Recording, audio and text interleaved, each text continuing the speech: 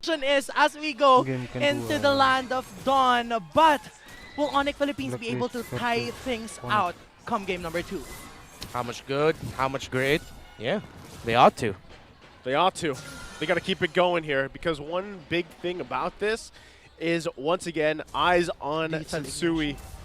Is he going to be able to actually utilize this Nolan like a lot of people are assuming he will be able to do, or has a team figured out how to shut him down with that kind of hyper scaling that he can have? Yeah, this Nolan, I'm wondering what his first name is. All right, they never showed his name. No, it's Christopher. Is it? No, it's not. We know it's not. But okay. I like the lore, okay? And I know they don't have a last name. It's Nolan, Layla, and I'm sorry I forgot the name of Nolan's wife. Because she's no longer with us in the story. Okay, I digress. But Sensui opening up rifts in and out, and we are seeing how powerful this hero is, this Nolan can be if given that early game advantage. But 26 seconds before the first turtle comes in. Nothing fancy yet for both of our teams. Yeah, again, this is the big thing, right? As soon as these turtles come up, that's where you have to see how it differs from the previous game. You can already see this too. The turtle control rate for both of them, but already this is what BLACKLIST International wants to do. Put pressure on one of the lanes, get any advantage they can before the next turtle fight breaks out. The first turtle fight, rather. Yeah, so both Yue and Edward wants to be able to get their ultimate come the first turtle, and that's going to be the response also of ONIC Philippines. So 3 of our members here have level 4s. Meanwhile, Ryzen still on that purple buff. Yeah, with Escalera not taking level 4 yet, it might be tough, but they're going to try to get to it. Oh, just, not enough time. Again, you saw how that whole rotation kind of unfolded before the first turtle came up there. So, again, BLACKLIST International doing what they have to do. No bodies fallen, though, just yet.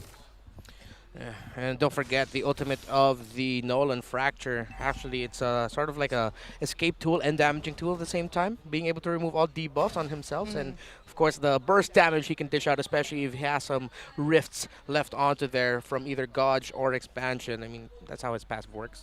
Yeah. Oh no, his passive is like the increased attack that dashes. Yeah, I think his passive allows you to deal out enough damage when you have 2 rifts open in a specific hero. So definitely we want to see more of action coming from this Nolan. So they look like they're about to set up against a Nets. It's 4v2, 4v3 rather. ONIC, they know this, right? But the question is, even when you have this information, can you actually stand up toe-to-toe with the fight? Because in a way, with this setup, instead to sort of balance it out. And yes, by the way, see Halberd actually for Sensui was his item priority, if I'm not mistaken. The XP lane version of Nolan, we see them actually get the Blade of the Heptases instead, but see Halberd now is the priority for Sensui. I think though Sensui has a Fury Hammer, so he just wants that additional penetration plus that lessening of the healing coming from this Mathilda's Guiding Wind. But so far, Super Prince is not hesitating in terms of casting his Circling Eagle against Yue. Yeah, as a Matilda, that's what you do. You use that Circling Eagle as sort of like a deterrent. And it's like, try to do it. Oh! Escalera going to go in with a flicker once again. It gets the knockups here. The battle in the mid lane. Cram go to the backside, but the airstrike. They're going to get pressed back here. ONIC Philippines does not want to fight into that as they lose Escalera. What? Very crucial Minoan Fury coming from Renegade. The Farsa is a problem right now. The Minoan Fury from Renegade actually just provided so much space for BLACKLIST Farsa to really deal damage. Can they get Renegade here? He's one hit away! Ryzen able to get the kill finally. Now, Edward there, keeping Ryzen. Super Prince nets as well. Edward gonna flicker Appraisal's Wrath. He's now taken. Ryzen will get it. That was a smart use of the guiding wind. It's like Ryzen says, okay, I'm going to be coming back and then finishing the job here. Recalled there by ONIC. And this is the pace that ONIC needs to play if they want to go up against Blacklist International's lineup. If ever Blacklist get them, they have to get them back. As long as the Matilda is alive. Again, that's the strength of the Matilda in this meta. Quick item updates, and so we actually already up to the Blade of the Heptaseas. So he went for the Fury Hammer, finished the Sea Halberd, then completed the Blade of the Heptaseas. Yeah, so definitely we want to see more damage coming from him. But so far, ONIC Philippines is speeding up their tempo headed by Super Princess Matilda. Even Escalera, he doesn't hesitate in terms of casting his flicker and using that onward as we are seeing now. This is going to be a full-on fight here. Cram gets taken care of really quickly. Rising in the backside, Turtle's going to go ahead and reset. All ultimates nearly going for it here from Blacklist International for that fight. So ONIC Philippines, they lose Cram, but they actually, okay, Sensui gets the Turtle here. Oh, they're chasing. So they're still going to be chasing. ONIC Philippines, though, I will say, doing better in this game number 2 than they did previously. It's a little bit better, but they need to work on their target prioritization in the team fight. Super Prince and Ryzen, actually, it surprises me that they're not syncing up their usage of their ultimates, their diving style with the Circling Eagle, with the electrifying Beats of the Joy, because that almost every time we see Farsa and then the Brody just being able to freely hit in the back line. So if Matilda and the Joy adjust their playstyle and really sync their dives, then that's going to throw off Blacklist team fighting to set up room for nets. Super Prince and Ryzen need to accept that, yes, even for the objective fights, they might have to bait out abilities, use their ultimates early because they're setting up for nets to finish up the job anyway. Yes, and definitely they want to be able to funnel nets rather, as well as Ryzen, just to be able to ensure that they dish out equal amount of damage in terms of physical and magic damage. But so far, they haven't been able to touch Yue in his Farsa. He's able to cast all 3 ultimates. Yeah, I think that's going to end up being a crucial thing as the game goes on. No! Right there, Renegade going to go ahead and find the setup they're looking for. Look at the damage coming through, though. Escalera tries to get out there. ONIC Philippines going to punch back, though. They find Renegade. They're looking for Edward now. Edward will fall as well. What a great response from ONIC Philippines. That's what I was talking about. It's already set up for nets, even though you get initiated on, and that was a great start by Blacklist, and even better response by ONIC. Nets again showing off why he's a highly touted gold laner this season with his ability to stay alive in surprising situations. Ryzen, okay. Still alive. Even Ryzen can do that too. Yeah, and I just want to point out also, Reptar, on top of what you mentioned, it's good that they were able to distort the positioning of Blacklist International in that specific sequence. As you can see, Oheb was still on the top. So there was no damage dealer for the side of Blacklist, aside from Yue. Honestly, that setup that we saw, even with Renegade there, that couldn't have gone better for them in terms of like a setup. But it was just a great communication and response from ONIC Philippines. This is it right here. Look at this. Yeah, great start there by Renegade, and then US set things up for the Farsa, but then a quick punish onto Sensui's Nolan. Great sidestep by Nets, already committing the sprint as well to quickly re-maneuver, and then a great targeting. Again, when ONIC is able to really time their targetings together, they play so well. Just set up Nets for success. Yeah, and so far we haven't been seeing a lot of action yet coming from Nets because we want to see more physical damage coming from him. So he definitely wants to be able to position himself just so carefully, just so that he's able to free hit against the side of the agents. But so far, ONIC Philippines is in control of the Lord and they want to poke Edward. Okay. Out the flicker. Yeah, they got that out. They also got the Lord to reset for a little bit. Ryzen, though. Here comes Sensui. The damage comes through. That's the power, but he falls as well. Both teams fighting without the junglers.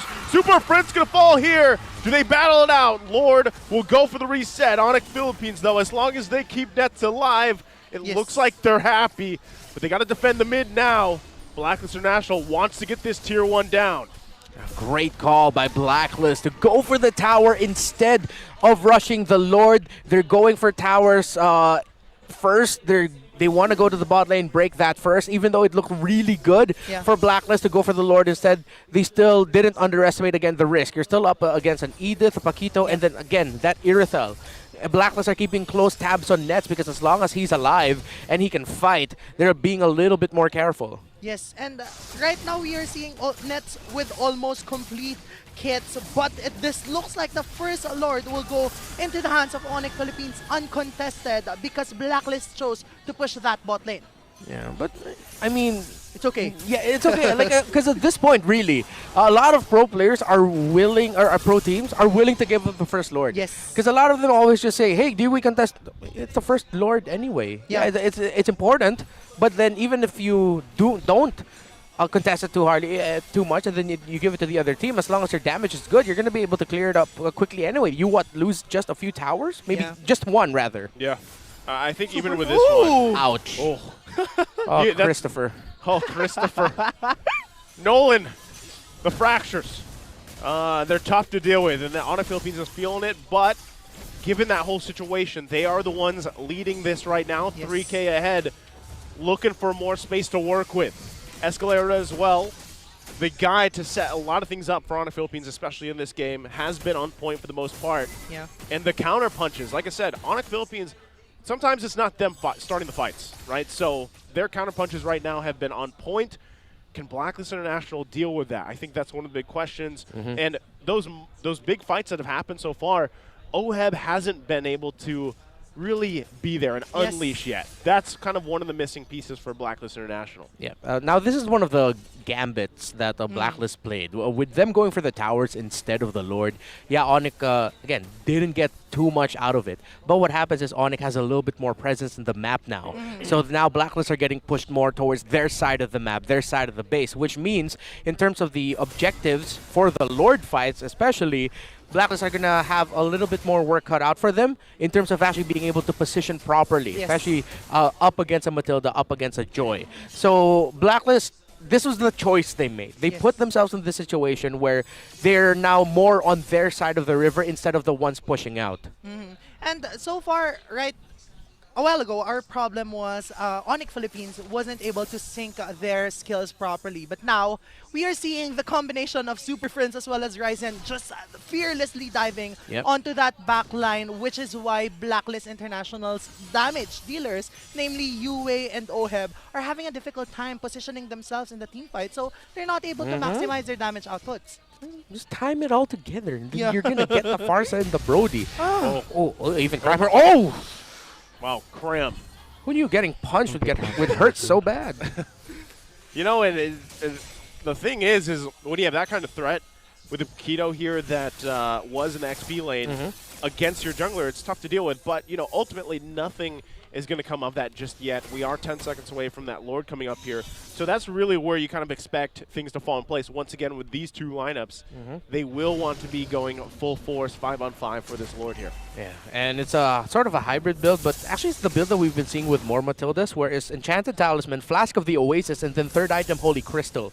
Because again, even though her damage was nerfed, Matilda can still deal a good amount of Yes. damage. And the Flask of the Oasis is now even more crucial for Matilda if she wants to give so much more shields, because that was nerfed as well. Yeah, and you know, even with the absence of the damaged Matilda, the mere fact that they can get security with that guiding wind combination with the Flask of the Oasis is a threat on its own. So right now they have to watch out for this, and Yeah. Cram is now distorting even UA. Great call. This is a typical ONIC thing to do. Yeah. Especially we saw it in ONIC versus Omega earlier into this season, where in Cram with a Hansel and a Paquito actually was able to go for a split push and via the mid lane because he controlled the mid lane so well. Yeah, something to keep an eye on here. Blacklist International has to deal with. That's the pressure they're going to be looking for. And as we Yes. know, the Lord dances, Yes. these can go on for quite a while, but with this lineup, especially the fact that Sensui has his hands on this lowland, a fight could break out and turn the tide really quickly, just like that. Escalera going to find Renegade, tossing him over. Now UA going to be in trouble. Ryzen will chase them down. They lose two, and they're still going to be going. Escalera jumps in with the Primal Wrap, still going to be looking for it. Oh, to Escalera as 3 down for Blacklist International, and Sensui just runs for his life. Sensui. Can he get away? Oh! Super Prince! Go! But look at the damage! Sensui! Cram will finally take him out. And look at that, the Lord. The Lord was taken for Blacklist International. Can Edward defend? It's Nets and Escalera. Oh! It's just Nets! Wow.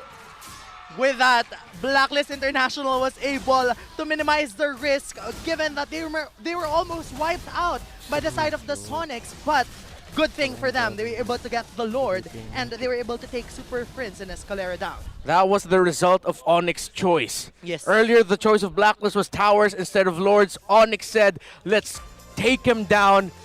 They get the Lord, but we'll be able to clear it anyway. How that will fare now for ONIC? That is the question that we're going to be watching out for here. But they made the right call to continue the aggression and then chasing for kills. Quick item update. No wonder why that Nolan Hurt's already up to a BOD.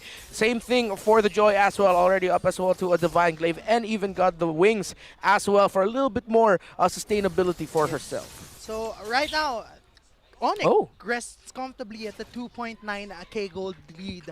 90 seconds before the third Lord comes out. But so far, we want to be able to see setups from both of our teams just to know which one of them has more damage at this point in the game. But so far, ONIC Philippines is the only one showing aggression. Oh, Escalera, okay.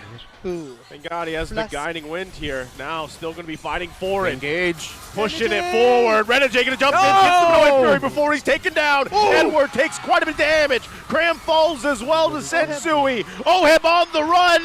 One hit. Super Prince gets the kill. 2 down from Blacklist International. Sensui waiting for Escalera. Can he get the kill before he gets taken down by Nets? So 3 members versus 2.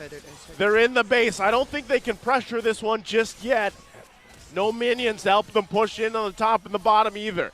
The minions are just a bit too far, so they're clearing them ahead of time. 30 seconds for Sensui, 5 for Renegade, 15 for Oheb. It's not endable for ONIC, but they're going to have to pick instead, and they decide to back off and then go for a turret. So wow, what a fight these two are putting on. Sensui is putting on a show with this Nolan, but you're seeing what Nolan is built for. High risk, high reward. He can burst 1 or 2, but he will most likely fall down, which is why we're seeing XP lane Nolan, because at least he'll have a escape mechanism if he has the flicker. But with the retribution, it's like it's all in or nothing at all. Yeah, and just so that Nolan can be worth it, he needs to be able to make him fall down at least 1 damage dealer from the side of ONIC Philippines. May that be the Joy or the Irithel. Yeah. But so far, the ones that are falling down are either that Edith as well as that Paquito. So it's not that worth it. Escalera? Oh, Escalera again.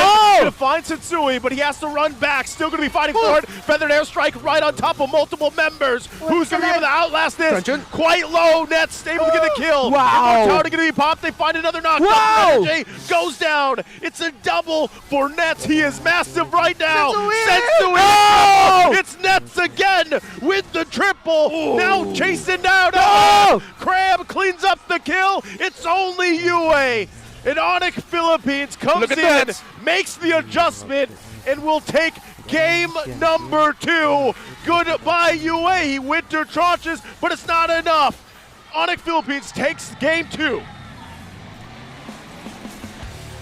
This winning moment is